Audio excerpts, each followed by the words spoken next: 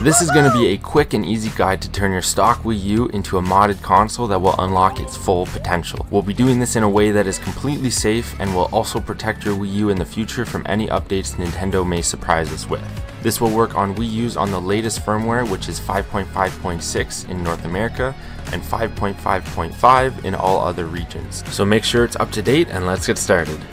So here's what you're going to need. You're obviously going to need a Wii U with an internet connection. This can be wired or wireless, it doesn't really matter. You'll need an SD card. I'm using a 128GB SanDisk Ultra, but it is suggested to use at least 32GB for an SD card because of the internal storage size of the Wii U for our Nand backup. But you can always upgrade to something bigger later and do the Nand backup later as well. Now this tab on the left side of your SD card needs to be pushed up, otherwise it will cause issues with the guide. But on top of this, you also need a way to transfer files to your SD card. So I have this Ugreen USB adapter for my PC, so it can plug right in and transfer files from my PC to my SD card. All the products I'm using are linked in the description, so make sure to go check those out if you're looking to get some.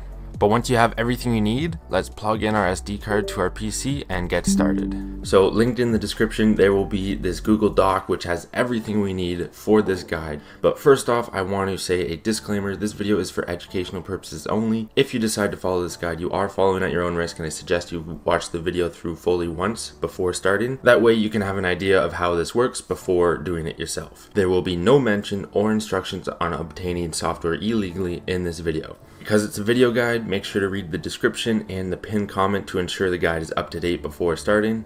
As always, happy modding. So the first step, we need to make sure our SD card is the proper format, which would be FAT32. If your SD card is 32GB or lower, it's probably FAT32 already, but if you go to your SD card, right click and hit properties, then you can see. But if it is 64GB or larger, you're going to need this program here to format it. So I'll quickly show you how to do that. So go to the link, it'll take us to this page where we can download a program to format our SD card. If your SD card is 32GB or lower, you can do it through the Windows File Explorer. But we can run it and it should look like this.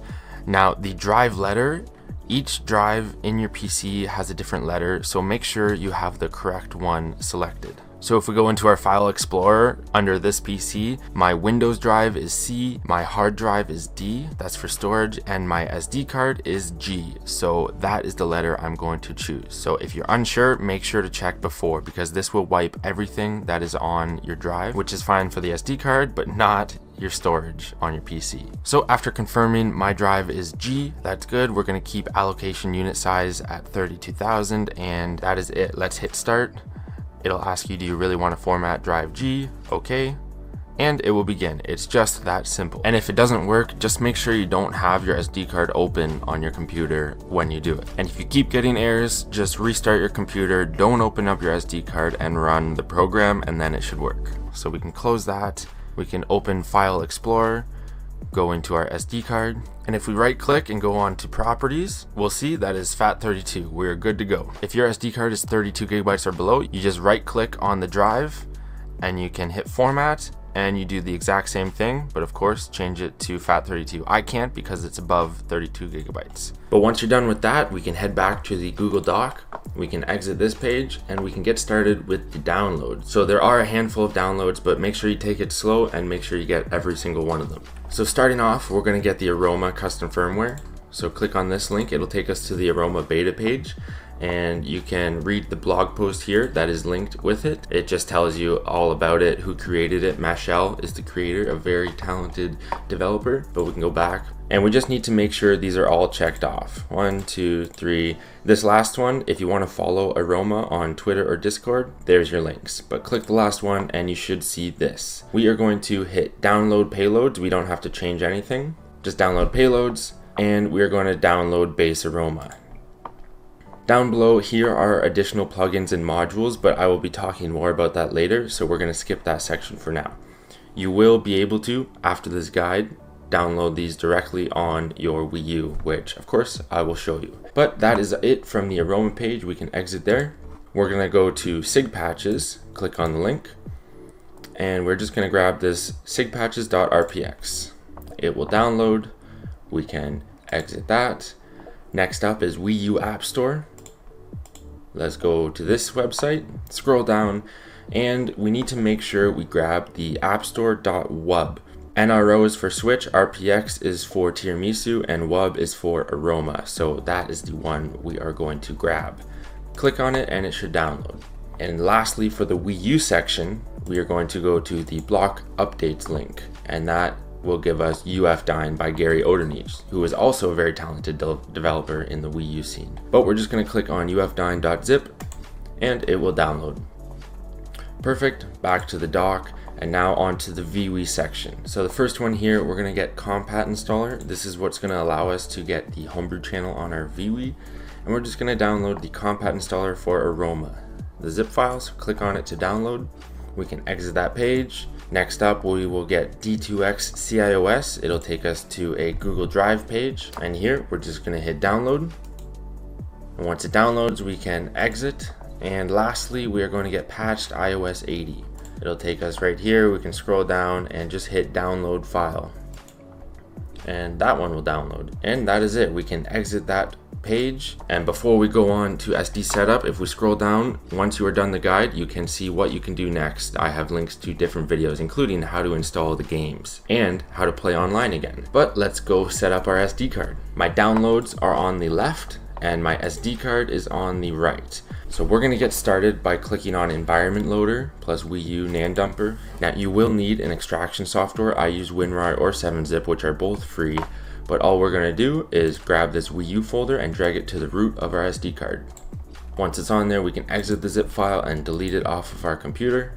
Next up is Aroma Beta 20, and grab this Wii U folder again, put it on the root of your SD card, and these will merge. Exit the zip file and delete it off your computer. And now we're going to go to UFDyne, open that one up, and another Wii U folder, grab it and drag it onto the root of your SD card. Exit the zip. Delete the zip file. Next up, Compat Installer Aroma. This is what we're going to be using to install the Homebrew channel on our vWii. As you can see, this is a WUB file. So on our SD card, we're going to go into Wii U Apps, and we are going to grab this WUB file for Compat Installer and drag it inside. This is where our Homebrew apps are for our Wii U. But once that's in there, we can exit the zip file and delete it. While we're in this Wii U Apps folder, we are also going to grab the appstore.wub and drag it inside. Yes, there we go. We can delete the appstore.wub. We can go back to the root of our SD card. That is where the Wii U folder is. And next up, we're going to open up the patched iOS 80 installer. This is for the vWii, and it will just be an apps folder. We're going to drag this one to the root of our SD card. Now we're going to have two folders here. This apps folder on your root will hold your vWii homebrew apps, and the Wii U one has everything for your Wii U. But we can exit that zip, delete it from our computer. And next up, we're going to open up D2X CIOS installer for vWii, and then we're going to grab this folder and just drag it right into our apps folder. Exit the zip file, delete that.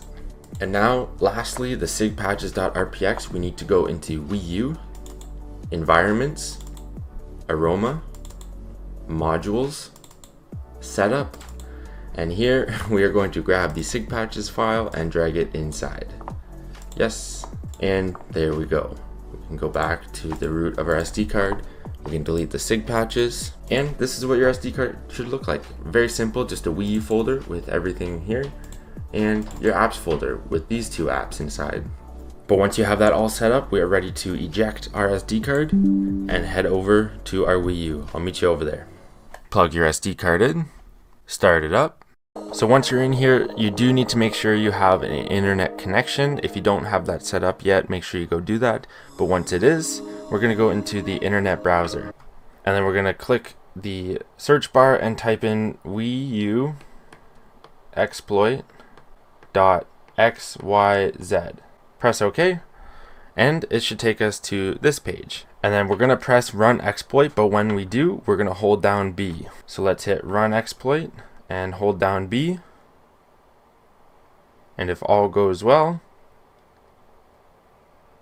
just keep holding until we see what we want.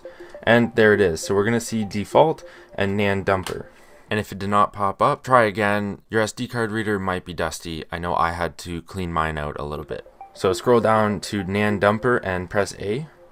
And here we're going to back up our Nand. If you don't know what a Nand is, it is your Wii U's internal storage. So what this is going to do is give us a backup that we can use to fix our Wii U in case anything happens. A brick is extremely rare, but it's always better to be safe rather than sorry. So everything we need is already yes, apart from MLC. So MLC is the biggest part of your download, but is not necessary to fix your Wii U. But that also includes your games. So if you have enough room on your SD card, just change this to yes so that everything is yes. And if not, you can leave it as no and it will go much quicker. You can always come back to Nand Dumper and dump it again later. But once you have everything checked off, just hit A and it will begin dumping your Nand. Again, if you chose MLC, this may take a while, especially if you have downloaded games. But there we go, it has begun. It'll run through this process and I'll meet you back when it's done. Again, just be patient and let it do its thing. And once it's finished, it will reboot your Wii U to the Wii U menu. Now that took almost 2 hours, but if you did not choose MLC, then it will be much quicker. But now we can power off our Wii U, take the SD card out, and place it back into our computer. So upon opening up your SD card, you should see many more files. Now you won't see the MLC files if you did not select that one, but I did, so this is what it will look like. If I go on to properties, there is 30 gigabytes used, so it does take up a lot of space. So on my hard drive, I made a Nand backups folder, and I'm just going to make a new folder and call it Wii U backup, and then I'm going to put the date as well. It's May 6. On my SD card, I'm going to click on the top MLC file and then hold shift and click on the bottom file. But once all of those files are highlighted, just right click and cut, and then we're going to go into this folder we made on our computer and paste. It'll take it off of our SD card and place it into a safe place. I'm going to upload it to my OneDrive, and that way it's in the cloud. It can't be deleted unless I manually do it.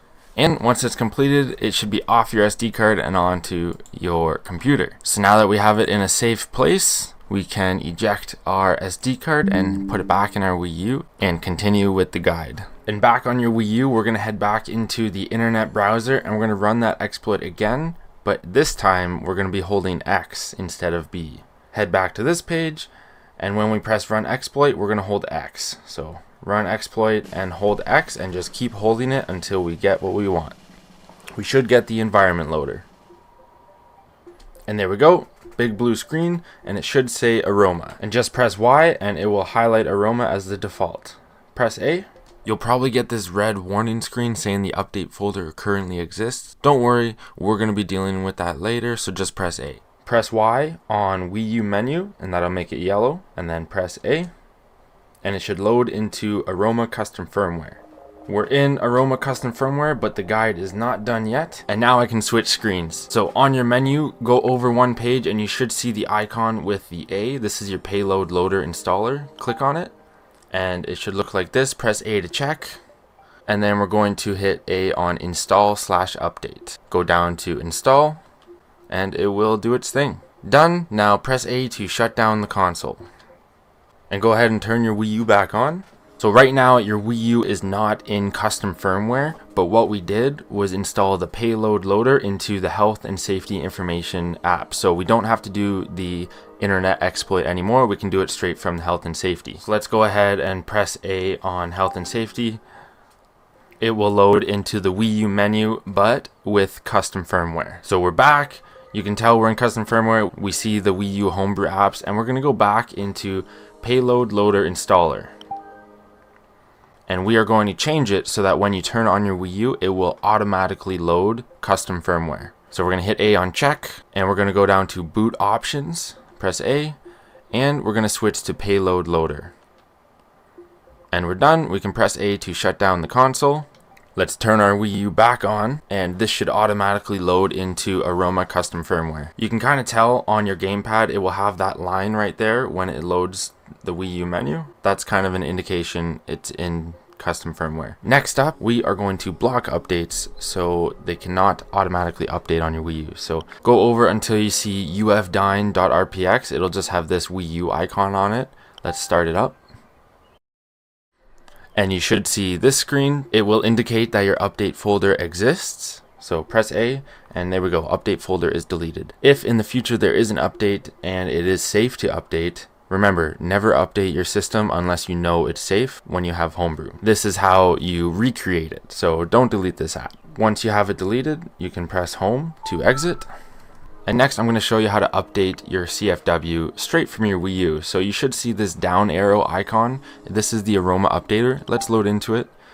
And we're in. You can just press A and it will check your versions and it will tell you if they are up to date or not.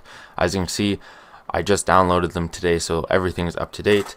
But all you have to do is press plus and then it will update it. And if you use the D-pad and go right, you can also install plugins. So I'll show you how to install these real quick. We'll do the SD Cafiine plugin. This is what you use to get custom themes or custom mods for games. But just select it with A and then press plus and it'll let you know what you're installing. Press A to confirm and you will now have that plugin. The console will restart when you press A. And one more thing to show you before we head over to the virtual Wii and get that set up, the Homebrew Appstore. If we load it up, this will allow you to download Homebrew apps directly onto your Wii U. It's very convenient, you don't even have to take your SD card out. So I'll quickly show you how to do that.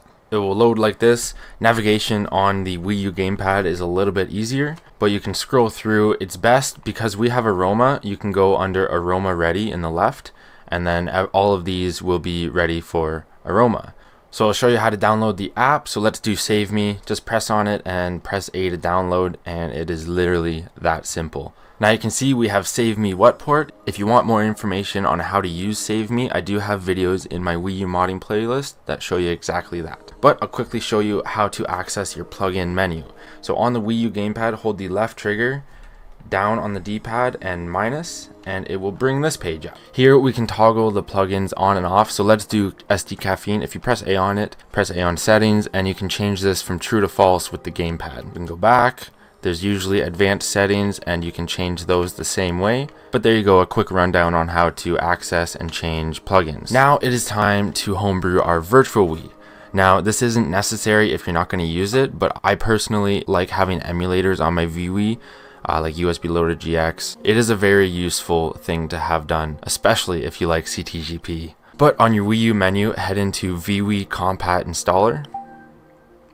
It will load up, and then all we have to do is press A to install the Homebrew channel to your virtual Wii's menu. And it is that simple, it's done. So press home to exit, close the software, and now we can go to the Wii menu.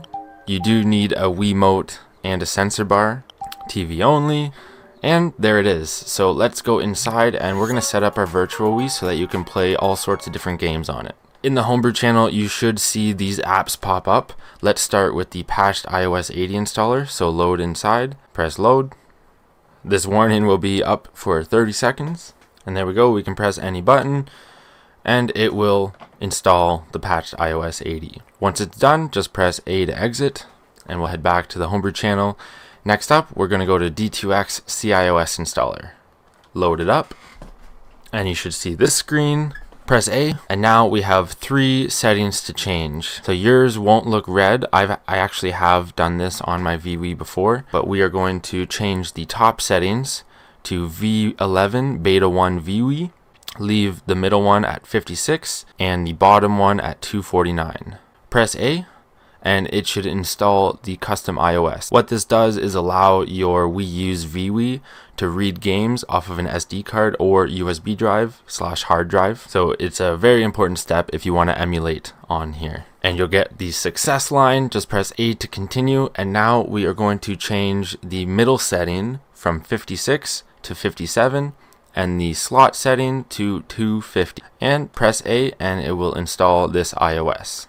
Once it's successful, press A to continue, and this will be our last one. We're going to change the base to 58 and the slot to 251. Press A and it will install the last one. And it's successful.